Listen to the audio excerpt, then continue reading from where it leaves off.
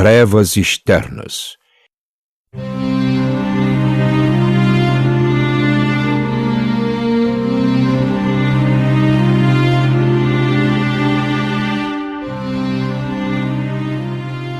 Noite após noite, Jesus e eu voltamos ao inferno para que eu pudesse registrar essas terríveis verdades. Sempre que passávamos pelo coração do inferno, eu caminhava pertinho do Senhor e sentia um arrepio na alma ao lembrar o que tinha acontecido comigo lá. Eu sabia que tinha que continuar se quisesse salvar almas, mas somente através da misericórdia divina é que tive forças para voltar. Paramos diante de um grupo de demônios que estavam dançando, entoando cânticos e louvando a Satanás. Eles pareciam estar se divertindo muito. Jesus me disse que iria permitir que eu escutasse o que estavam falando. Pude ouvir eles combinando uma visita a uma casa para atormentar todos que lá moravam. Eles acreditavam que receberiam mais poder de Satanás se causassem muita dor, doenças e sofrimentos. Eles então começaram a dançar e a cantar músicas diabólicas em adoração a Satanás, glorificando o mal. Todos sabiam que tinham que ter cuidado com as pessoas que creem em Jesus, porque essas pessoas poderiam expulsá-los. Mas um terceiro espírito maligno lembrou que eles não iam visitar aqueles que conhecem Jesus e o poder do seu nome. Os meus anjos protegem o meu povo desses espíritos malignos, e a obra deles não vinga. Eu também protejo muitos dos que ainda não estão salvos, apesar deles não saberem disso. Eu tenho muitos anjos empenhados em obstruir os planos diabólicos de Satanás. Existem muitos demônios no ar e na terra. Eu permiti que visse apenas alguns. É por isso que a verdade do Evangelho deve ser pregada a todos. Lembre-se, filha, do que está escrito em João 8:32. A verdade liberta os homens e eu os protegerei do mal. Em meu nome há libertação e liberdade. Em Mateus 28:18, está escrito que me é dado todo o poder no céu e na terra. Não temas a Satanás, mas sim a Deus. Caminhando pelo inferno, chegamos diante de um homem muito grande e muito escuro. Ele estava envolto em trevas, tinha a aparência de um anjo e segurava alguma coisa em sua mão esquerda. Jesus me disse que aquele lugar era chamado de trevas exteriores, conforme relatado em Mateus 8:12. E exatamente como nos é dito em Mateus 22:13, ouvi pranto e ranger de dentes. Em nenhum outro lugar do inferno senti tanta desesperança como ali. O anjo que estava diante de nós tinha cerca de 9 metros de altura e sabia exatamente o que estava fazendo. Segurava um enorme disco na mão esquerda, girando-o lentamente para cima, como se estivesse pronto para arremessá-lo. Havia fogo no meio do disco e escuridão no lado de fora. O anjo acomodou o disco na mão e esticou o seu braço para trás para um arremesso mais forte. Tentei imaginar quem seria aquele anjo gigantesco e o que ele iria fazer.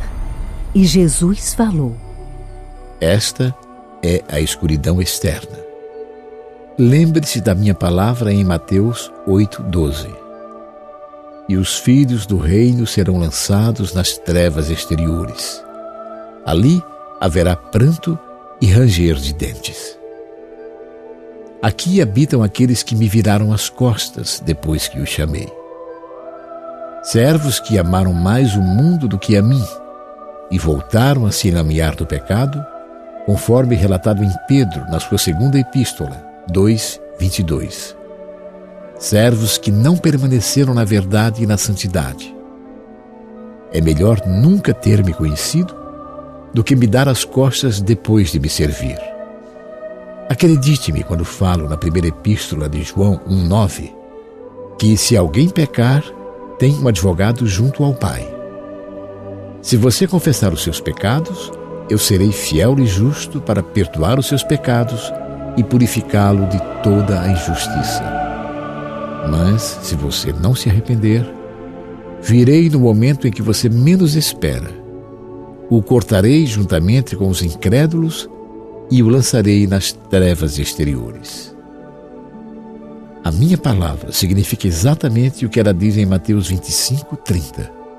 Eles serão lançados nas trevas exteriores. Olhei para o anjo negro quando ele lançou o enorme disco para longe, para dentro das trevas. No mesmo instante, Jesus e eu estávamos no ar, seguindo aquele disco pelo espaço. No centro do disco havia um mar de fogo. Não havia demônios ou seres malignos ali, somente almas queimando no mar de fogo. Do lado de fora era a escuridão das escuridões. Somente a luz das chamas iluminavam o ar da noite. Vi pessoas tentando nadar na direção das bordas do disco, mas quando pareciam estar quase conseguindo, uma força de sucção as empurrava de volta às chamas. Suas formas se transformavam em esqueletos com almas sujas e acinzentadas. E compreendi, então, que aquela era uma outra parte do inferno. E então, eu vi anjos abrindo os selos. Nações e reinos pareciam estar lacrados debaixo deles. Quando os selos eram abertos, homens e mulheres marchavam direto para dentro das chamas.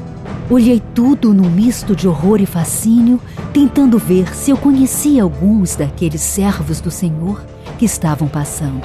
Eu não conseguia parar de olhar aquelas almas marchando para o fogo sem que ninguém tentasse impedi-las.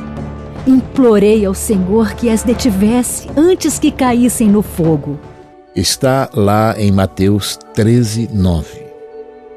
Quem tem ouvidos para ouvir, ouça. Quem tem olhos para ver, veja. Minha filha, lute contra o pecado e o mal. Diga aos meus servos para serem fiéis e para invocarem o nome do Senhor. Se eu trouxe você a este lugar horrível, é para que possa falar aos outros sobre o inferno. Alguns não acreditarão em você e outros dirão que Deus é bom demais para mandar homens e mulheres para o inferno. Mas diga-lhes que a minha palavra é verdadeira.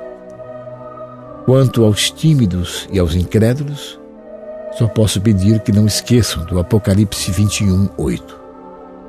A sua parte será no lago que arde com fogo e enxofre, que é a segunda morte.